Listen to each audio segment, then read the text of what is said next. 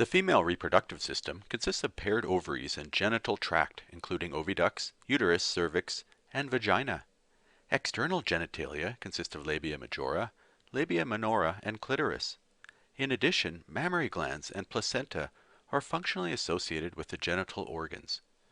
Ovaries function to produce female germ cells and steroid hormones. Cervical cancer is the second most common cancer in women and the leading cause of cancer-related death in women in underdeveloped countries. The ovaries are 3 centimeters long and 2 centimeters wide in adults. Although their size and histologic appearance differ during menstrual cycles, pregnancy, and postmenopausal period. Covered by ovarian surface epithelium, blood vessels enter the organ at the hilum. Many oocyte-containing ovarian follicles of various sizes and at different stages of maturation are in a poorly defined outer cortex. An inner medulla consists of loose connective tissue with many convoluted blood vessels. Ovarian surface epithelium consists of one layer of cuboidal to columnar cells. Directly under the epithelium is the tunica albuginea, a layer of dense fibrous connective tissue. Deeper in the cortex are the ovarian follicles, which consists of an oocyte and a surrounding epithelial layer of follicular cells. Follicles in the cortex may be primordial or resting, maturing, either primary or secondary, or mature or Graafian follicles. Surrounding stroma is typically highly cellular. The follicular epithelium and stroma are involved in the maturation process of follicles and undergo both hyperplasia and hypertrophy. They initially form a solid multilaminar secondary follicle in which mitotically active follicular cells become stratified. Follicular cells are now known as granulosa cells. An eosinophilic zona pellucida intervenes between oocyte and granulosa cells. Late-term secondary or antral follicles have irregular fluid-filled antral spaces or lakes. On one side of the Graafian follicle is a local thickening of the granulosa cell layer, the cumulus oophoris. Oocyte and zona pellucida are surrounded by the corona radiata, which projects into the antrum. Around the antrum is a stratified layer of granulosa cells, which are enveloped by the theca interna and externa. At ovulation, the follicle ruptures and releases the oocyte and corona radiata, which then enter the oviduct. After follicular eruption, a temporary glandular structure, the corpus luteum, forms in the follicular remnant. The antrum is replaced by scar tissue and becomes surrounded by granulosa lutein and theca lutein cells. Both cells have features of steroid-secreting cells, and their cytoplasm accumulates many lipid droplets. Progesterone, produced by granulosa lutein cells, prepares the endometrium for implantation, and estrogen is produced by theca lutein cells.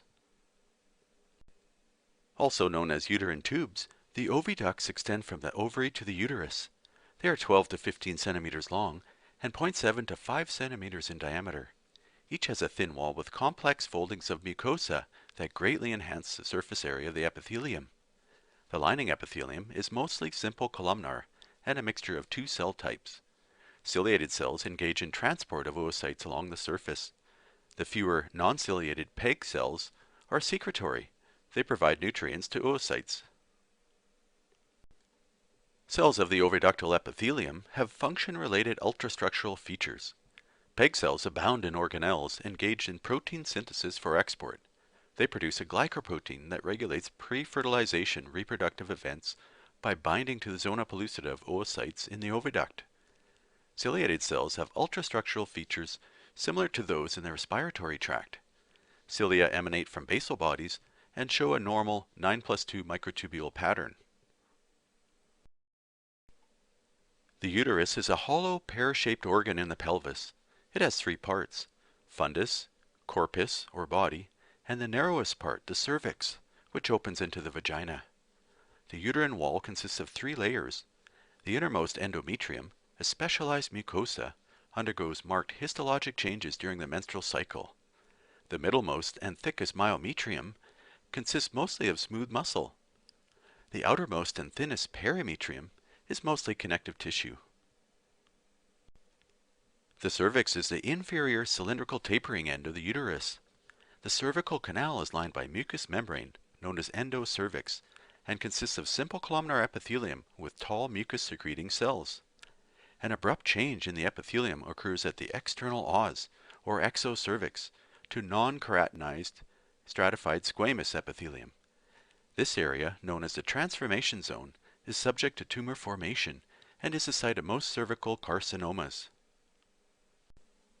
The vagina is a distensible fibromuscular tube that connects the cervix of the uterus to the body exterior. The vaginal lumen is lined by stratified squamous non-keratinized epithelium, 150 to 200 micrometers thick, which lacks glands. Surface cells of the epithelium appear washed out due to the variable amounts of glycogen. As in many other parts of the female reproductive tract, this epithelium undergoes cyclic changes during the menstrual cycle. The external genitalia, or vulva, are the labia majora and minora, clitoris, vestibule, vaginal orifice, and vestibular glands. The labia majora are folds of skin, whereas the labia minora are folds of mucosa. The clitoris, about 2 centimeters long, has two crura with erectile tissue consisting of a plexus of thin-walled venous channels. Minor vestibular glands, which resemble male glands of Littré, secrete mucus. Two larger tubulo-alveolar glands, the major vestibular glands of Bartholin, open onto the labia minora. The placenta is a transitory structure with both fetal and maternal components. The dish-shaped organ is 15 to 25 centimeters in diameter, 2 to 3 centimeters thick, and weighs 400 to 600 grams a term. It develops in pregnancy in close association with the uterine endometrium, and serves many critical functions related to physiological exchanges between mother and developing embryo or fetus. Its spongy architecture is due to many closely packed chorionic villi and intervillous spaces filled with maternal blood. Chorionic villi are the fundamental units of the placenta. In the first half of pregnancy, they are covered by outer syncytiotrophoblast and inner cytotrophoblast layers, which surround a central core of connective tissue containing fetal capillaries. In the second half of pregnancy, cytotrophoblasts gradually disappear, and a thin layer of multinucleated syncytiotrophoblasts remains on villi surfaces. The villi provide a large surface area in contact with maternal blood for nutrient exchange. The placental barrier separates fetal and maternal blood and is the site of fetal-maternal exchange of substances. It consists of the continuous endothelium of the fetal capillary and its basal lamina, a layer of cytotrophoblasts, and a layer of syncytiotrophoblasts exposed to maternal blood. All substances cross this barrier for gas exchange and transport of electrolytes, glucose, and other substances. Syncytiotrophoblasts also produce the hormone chorionic gonadotropin. The tortuous umbilical cord connects the fetus to the placenta, and at term is about 55 centimeters long. It contains two umbilical arteries and one umbilical vein coiled around each other in Wharton jelly, a matrix of embryonic connective tissue that has a mucus consistency. A single layer of cuboidal epithelium, known as amniotic epithelium, covers the cord.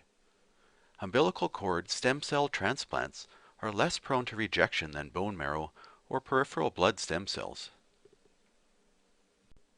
Paired mammary glands are modified apocrine sweat glands with a cutaneous origin. Present in both males and females, they consist of parenchyma, which is formed from ducts, and connective tissue stroma.